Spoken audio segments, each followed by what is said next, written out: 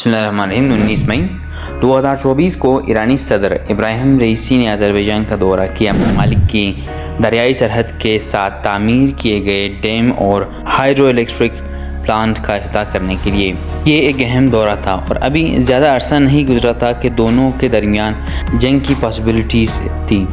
آذربائیجان اسرائیل کے ساتھ تعلقات کو مضبوط کرنے کی کوشش کر رہا تھا، اور ایران آذربائیجان اور آرمینیا کے بارڈر کو لے کر پریشان تھا۔ درحقیقت سابق ایرانی وزیر خارجہ محمد جواد ظریف نے ایک بار اس بارڈر کے بارے میں کہا کہ اس بارڈر میں کسی قسم کی تبدیلی کو ایران کے لیے ریڈ لائن تصور کیا جائے گا۔ مختصراً آذربائیجان نے اپنا قدم بڑھایا لیکن ایران نے کچھ نہیں کیا۔ بہرحال آذربائیجان کے ساتھ ایران کے تعلقات میں سب کچھ ٹھیک ہو رہا تھا، اس سفر میں بھی سب ٹھیک چل رہا تھا، لیکن تقریب کے اختتام پر ایران کے صدر کا واپس جانے کا وقت آ گیا اور اسی وقت مصیبت شروع ہوئی۔ اس طرح کے بیل 212 ہیلی کاپٹر پر سوار ہو کر ایران واپس لوٹتے ہوئے ایسا لگتا تھا کہ پائلٹ گھڑی دھند میں سے گزرنے کے لیے مشکل کا سامنا کر رہا تھا اور اپنے سامنے دیکھنے سے قاصر تھا۔ بالآخر ڈیم سائٹ سے دور مشرقی آذربائیجان میں ہیلی کاپٹر تباہ ہو گیا۔ بائی دا وے یہ آذربائیجان ہے اور یہ بھی آذربائیجان ہے، حالانکہ آرمینیا کے درمیان میں ہونے کی وجہ سے دونوں حصے منقطع ہے، اور مشرقی آذربائیجان ایران کا ایک صوبہ ہے اور یہ آذربائیجان ملک کے جنوب میں ہے۔ بہرحال بات یہ ہے کہ حادثہ ایران میں پیش آیا اور اس گھنی دھند کی وجہ سے ریسکیورز کو حادثے کی جگہ کا پتہ لگانے اور رئیسی اور ایرانی فورن منسٹر کی موت کا اعلان کرنے میں تقریباً 1.5 دن لگے۔ اس کی فوراً بعد سوال اس طرف مڑ گیا کہ کیا یہ ایک سازش تھی؟ اگر اس وقت بہت سے ممالک ایران کو پسند نہیں کرتے ہیں تو کوئی ایک پرابلم کریٹ کرنے پر آمادہ ہو جائے گا، کیونکہ یہ ڈاؤٹ کہیں اور پڑ سکتا ہے، لیکن جہاں پر شک پڑے گا وہ ملک دوبارہ ایران پر حملہ کر سکتا ہے، کیونکہ ضروری نہیں ایسے حالات میں جس نے حملہ کیا ہو اسی کو بلیم کیا جائے۔ اور ایران کی بات کی جا رہی ہو تو حالات بہت خراب ہو سکتے ہیں، اگرچہ ابھی تک کوئی دھماکے نہیں ہوئے، تاہم اس وقت عام نظریہ یہ ہے کہ صرف خراب پائلٹنگ کا معاملہ ہے اور کچھ نہیں۔ لیکن میں سمجھتا ہوں کہ یہ دلیل تھوڑی سی سرکولر ہے، لیکن عالمی امن کی خاطر یہ خوش قسمتی ہے کہ حادثہ خراب موسمی حالات میں ہوا، نہ کہ صاف نیلے آسمان کے نیچے۔ اس بات کا امکان موجود ہے کہ ایران نے خود یہ سٹیج کیا ہو کیونکہ کوئی ایسی حالت پیدا کرے جو حقیقت میں نہیں ہوا تھا۔ بہرحال ایران کے عوام کو یہ ماننا مشکل ہوگا کہ حادثہ واقع پائلٹ کی غلطی کی وجہ سے ہوا تھا۔ زیادہ عرصہ نہیں گزرا تھا کہ ایران اسرائیل کے ساتھ ایک جنگ میں تھا، حالانکہ اس وقت ایسا لگتا تھا کہ ایران مسائل کو ختم کرنے کے لیے راستہ تلاش کر رہا تھا، نہ کہ مزید بڑھانے کا۔ پھر بھی یہ حادثہ ممکنہ طور پر مغرب کی سیاست سے جڑتا ہے۔ بیل 212 کو ٹیکساس اور کیوبیک میں تیار کیا گیا تھا اور ان کی پروڈکشن 1999 میں ختم ہو گئی۔ اس کا مطلب یہ ہے کہ ایران پرانے امریکی آلات کو نئے پرزوں کے بغیر چلا رہا تھا۔ محمد جواد ظریف فورن منسٹر نے حادثے کے جواب میں کہا کہ اس سانحے کا ایک اہم مجرم امریکہ ہے، جس نے پابندی لگا دی جو ایران کو ہوائی جہاز کے پرزوں کی فروخت پر تھی۔ یہ ایک نظریہ بنانے کے قابل ہے کیونکہ اس وقت روس کے خلاف بھی اس قسم کی پابندیاں عائد ہے اور روس بھی مغرب طیاروں کو چلا رہا ہے۔ ان طیاروں کے ساتھ ابھی تک کوئی سنگین مسئلہ نہیں ہوا ہے، لیکن وہ ٹائم بموں کی طرح ہے جن پر بھروسہ نہیں کیا جا سکتا۔ اب رئیسی کی موت کو ایران کے لیے سیاسی طور پر irrelevant قرار دینا آسان ہوگا۔ آخرکار ایران میں اصلی سیاسی طاقت آیت اللہ کے ہاتھ میں ہے، لیکن یہ حالات کو حد سے زیادہ سادہ کرنا ہے۔ صدر بعض اوقات ایران کا ایجنڈا ترتیب دیتے ہیں اور یہ فیصلہ کرتے ہیں کہ کس سے ملاقات کرنی ہے اور کس سے نہیں، لیکن آیت اللہ حتمی فیصلہ کرتا ہے۔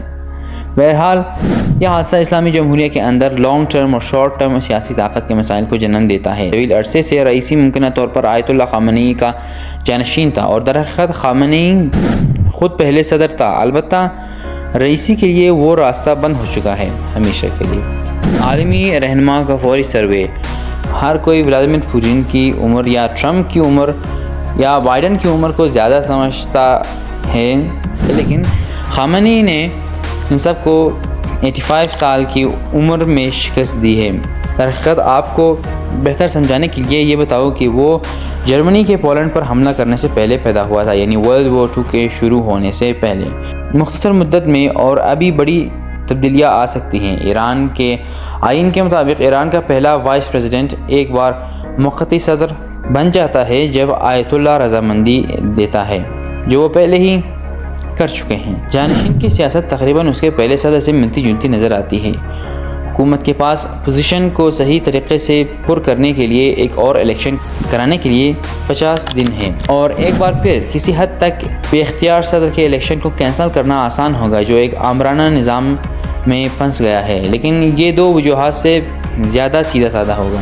سب سے پہلے الیکشن کے دن حکمرانوں کے لیے کیسے خوفناک وقت ہوتے ہیں۔ اگر عوامی جذبات حکومت کے خلاف بہت آگے نکل جائے تو انتخابات کے دن جو لوگ الیکشن کے لیے آئے تھے ان کی انٹرسٹ احتجاج کے لیے ایک ریلی کی آواز میں بدل سکتی ہیں، اور جب حکمران کنٹرول نہ کر پائے بڑے احتجاج کے نتیجے میں حکومت گر بھی سکتی ہے۔ درحقیقت 2009 کے ایرانی پریزیڈنشل انتخابات نے ملک بھر میں ایسے ہی مظاہروں کو انجام دیا، لیکن حکومت نے ان واقعات کو برداشت کیا۔ دوسرا ریزن ملک کا گورنر انتخابات کو آزمائشی غبارے کے طور پر کیسے استعمال کر سکتے ہیں۔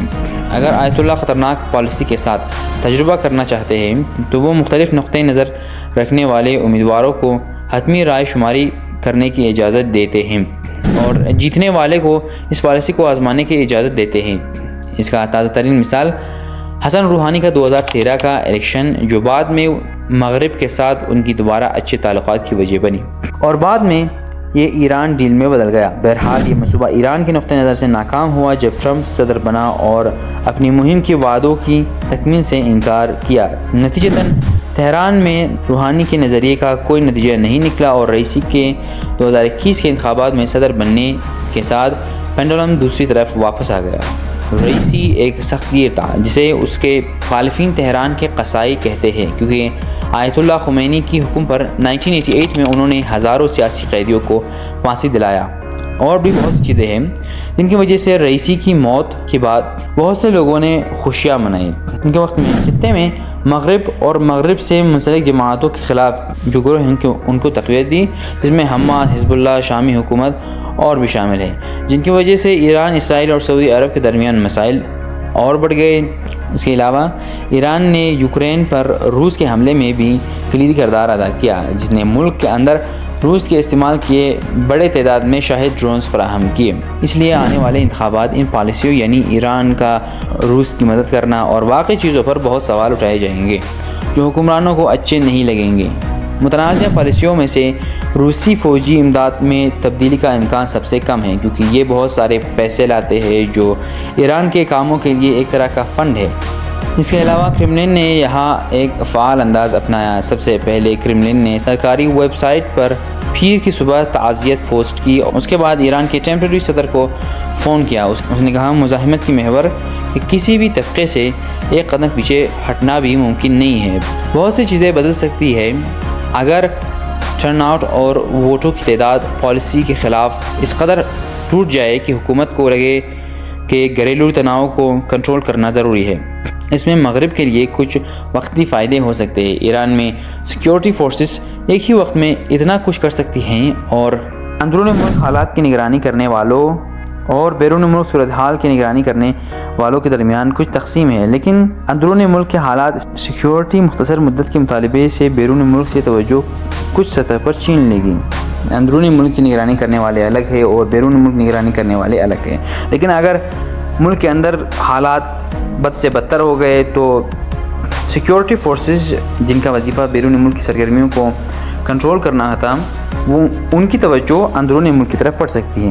سوال یہ ہے کہ کیا ایران کا کوئی حریف اس موقع پر کچھ کر سکتا ہے؟ شاید سب سے دلچسپ امکان امریکہ، سعودی عرب اور اسرائیل کے درمیان عظیم سودے بازی کا پہلا مرحلہ ہے۔ امریکی اسٹیٹ ڈپارٹمنٹ پہلے ہی اس پروجیکٹ پر بہت زیادہ پیسے خرچ کر چکا ہے، جس میں اہم کھلاڑیوں کے متعدد دوروں کا سوال ہے، لیکن غزہ جنگ اسرائیل کے لیے ایک بڑی رکاوٹ بنے گی۔ حالانکہ اس ساری حالات پر اسرائیل کی ملکی سیاست ایک ابھرتے ہوئے مقام پر پہنچنے والی ہے اور کسی بھی سنگین تحریک کو نئے وزیر اعظم کا انتظار کرنا پڑ سکتا ہے۔